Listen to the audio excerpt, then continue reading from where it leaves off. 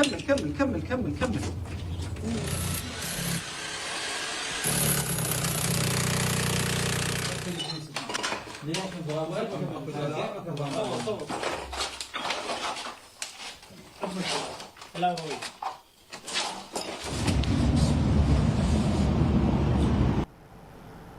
السلام علیکم، میں ہوں نور العارفین صدیقی اور آپ دیکھ رہے ہیں آمنے سامنے۔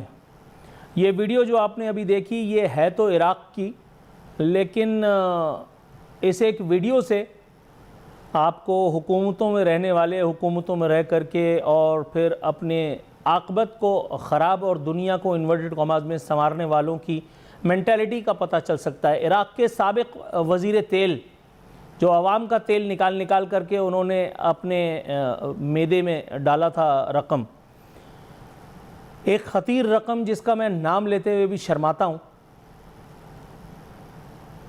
سونے کی بسکٹس، زر و جواہر، نہ جانے کیا کیا کچھ ان کے گھر سے برآمد ہوا ہے۔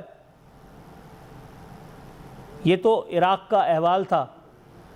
برآمد تو خیر پاکستان میں بھی کئیوں کے پاس سے بہت کچھ ہوا ہے، لیکن بڑے معاملات ہیں۔ جمہوریت کا پودا کہیں ڈیریل نہ ہو جائے، جمہوریت کی گاڑی ڈیریل نہ ہو جائے، جمہوریت کا پودا کہیں مرجھا نہ جائے، اس لیے ضروری ہے کہ آپ اس بات کو ایسے ہنس کر سویکار کریں کہ جیسے یہ سانحہ عظیم کبھی رونما ہوا ہی نہ ہو۔ یہاں تو کبھی بتایا گیا کہ جی لانچوں پہ پیسے کہیں کسی ملک شفٹ کیے گئے، کبھی یہ بتایا گیا کہ جی کراچی کو برباد کر کے اور جو دبئی کو بنایا گیا تھا اس کے پیچھے بھی کچھ لوگوں کے میدے تھے۔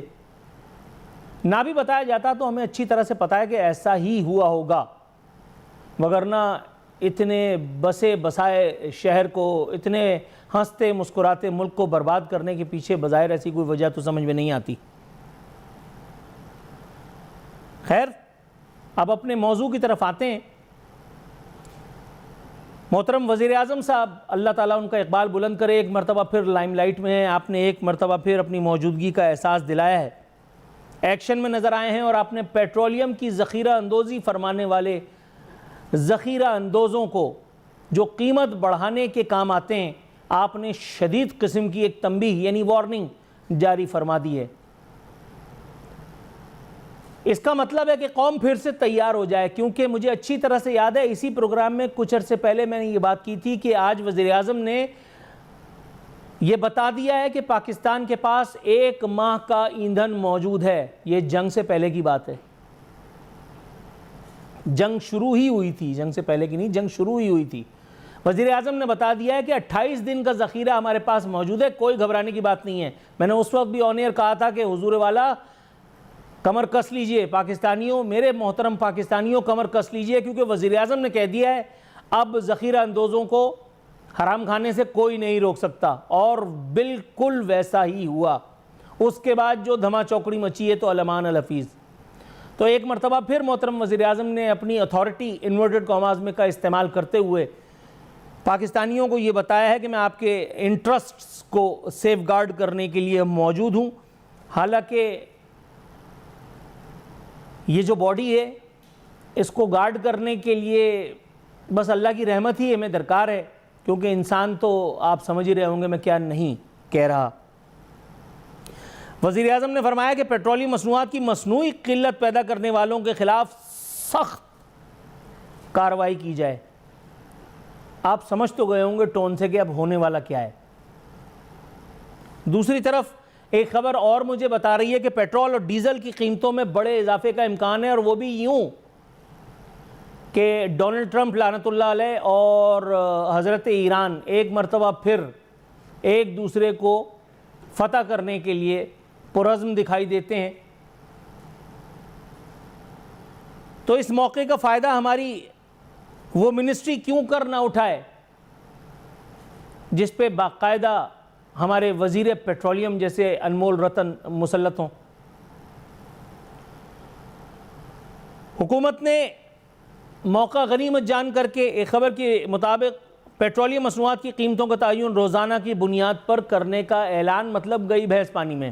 اس خبر کے مطابق وفاقی وزیر علی پرویز ملک نے کہا ہے کہ وزیر اعظم اور کابینہ نے فیصلہ کیا ہے کہ اوگرا روزانہ کی بنیادوں پر قیمتوں کا تعین کرے گی۔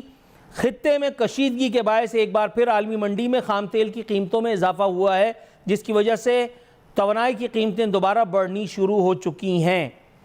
عوام کا شکر گزار ہوں کہ بے پناہ تحمل کے ساتھ انہوں نے یہ تکلیف جھیلنے کی کوشش کی۔ اس کے باوجود عوام میں تکلیف موجود ہے۔ ہم عوام پر کسی قسم کا اضافی بوجھ نہیں ڈالنا چاہتے۔